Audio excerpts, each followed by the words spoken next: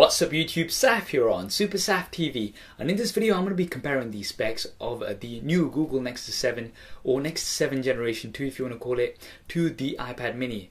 Now the original Nexus 7 was a very popular tablet and a bit of a game changer, I would say. There was other tablets in that form factor before the Nexus 7, but they were never as popular, neither were they at the price that the Nexus 7 came in at with those specs. Now despite what Steve Jobs said about the smaller form factor of tablets, Apple did announce the iPad mini, and that's also been very popular. Now the main reason behind this comparison is I know the iPad mini is slightly older now, but we are not expecting the next iPad mini for some time, a few months at least. Some are saying up until the end of this year. So no doubt there's going to be lots of people out there in a position to decide, you know, which tablet to go for. Is it worth going for the new Google Nexus 7 or the iPad mini, and what's the difference between these two? Well, do hit that thumbs up button and let's find out in this head-to-head spec comparison. So let's start off with the screen size. 7 inches on the new Google Nexus 7, the same as the original Nexus 7. The iPad mini 7.9 inches, so almost 8 inches, so you do have a larger screen on the iPad mini, more real estate there. Now in terms of resolution, the iPad mini 1024 by 768, so you've got a 4:3 ratio on there, and that's 162 ppi. If you compare that to the new Google Nexus 7, you've got a 1920 by 1200 pixel resolution, which is absolutely awesome, and that's 323 ppi. Now the resolution specs speak for themselves here, but the new Nexus 7 has almost double the PPI to the iPad mini. The PPI of the iPad mini, one of the biggest disappointments of the device, no doubt about that. A lot of people wanted a Retina display, but the Nexus 7 just takes it out of the water. It takes it to a new level. It's the highest PPI of any tablet out there right now, and it's also higher than the iPad 4, which is 264 ppi, so it's even higher than the Retina displays that you've got on there. So very impressive here, and because you've got that 16:10 ratio, the 1080p videos 16:9 are going to look really good on here. The thing that I've personally not liked too much about the iPad mini is because it's 4:3, when I'm watching videos on there, I've got black bars on top and bottom, which I'm not too fond of. I prefer having that full screen taken up by videos when I'm watching them. So that's the difference here. Again, something that hopefully the new iPad will have a much higher resolution screen, the new iPad mini. Let's hope for that. Now in terms of the dimensions, they're roughly about the same height. The new Nexus 7 is smaller in terms of width, quite a bit actually, roughly about 20 millimeters smaller in width, and that's because it does have a smaller screen, but you've got a more compact device, so in your hand it's going to fit slightly better. However, the iPad mini is smaller in terms of thickness. It's roughly about 1.5 millimeters thinner than the new Nexus 7. Now in terms of the weight, the iPad mini 308 grams, pretty good weight here, and a pretty lightweight here as well. The Nexus 7 290 grams, the previous one was 340, and Hugo Barra has specifically said that it's 50 grams lighter than the original, so 290 grams roughly we're looking at. Really light here, so it's about 18 grams lighter than the iPad mini. Now there has been other, you may have seen some other articles saying that it's 318 grams, but personally I'm going to take my word from Google themselves. Now looking at the internals, what's powering these devices, in terms of the processors, the iPad has the dual-core A5 1GHz Apple A5 processor, whereas the new Nexus 7 has the quad-core 1.5 GHz Snapdragon S4 Pro processor.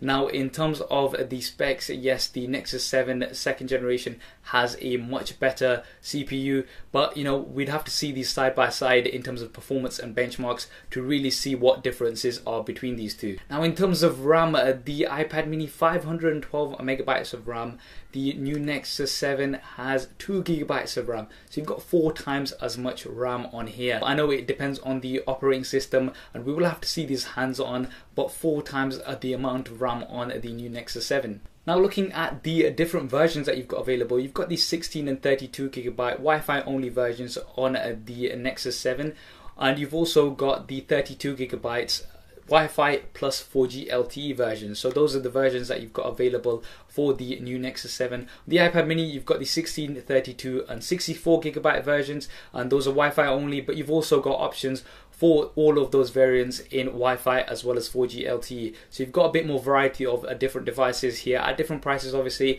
of the iPad mini. Now looking at the cameras, the previous Nexus 7 didn't have a rear-facing camera. The new Nexus 7 does have a rear-facing camera, a 5 megapixel rear-facing camera that films 1080p. The same on the iPad mini, as well as the front-facing cameras, 1.2 megapixels, are capable of filming 720p on both of these devices.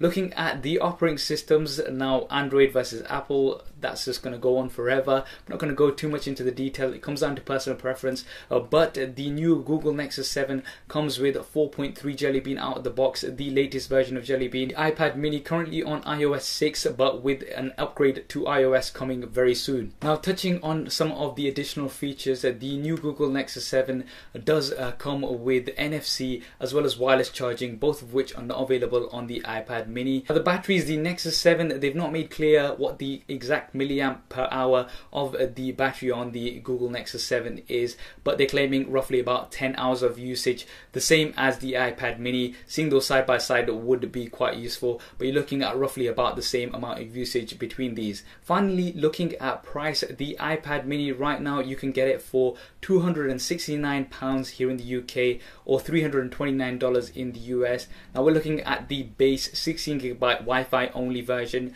The Google Nexus 7, the new Google Nexus 7, the US price has been announced, $230 roughly, and that's for the 16GB Wi-Fi only version. So we're comparing like for like here, with the release date of 30th of July in the US and other markets to follow. Now they've not mentioned any other prices as yet, but in the UK, based on the same pricing structure, I'd expect it to be roughly around about £190. Now although the new Nexus 7 is priced slightly higher than the old Nexus 7, it is still significantly cheaper than the iPad mini. So it's amazing that even though you've got these masses of specs, they've still managed to keep the price pretty down. So those were the key differences between these two devices. The new Google Nexus 7 boasting some seriously high specs compared to the iPad mini. Now the iPad mini is slightly older, so if you are somebody who wants an Apple device, then I'd advise waiting for the next iPad mini, so the iPad mini 2, but that's still rumored to be slightly later in the year. But even when that does release, will be at the same pricing range,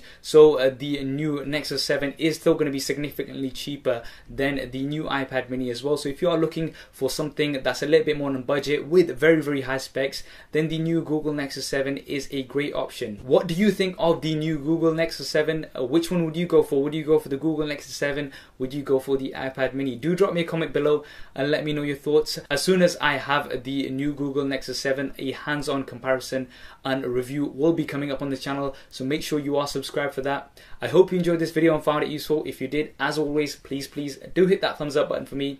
It really does help me out. And why not subscribe to the channel? I've got plenty more content coming up on here, including lots of giveaways.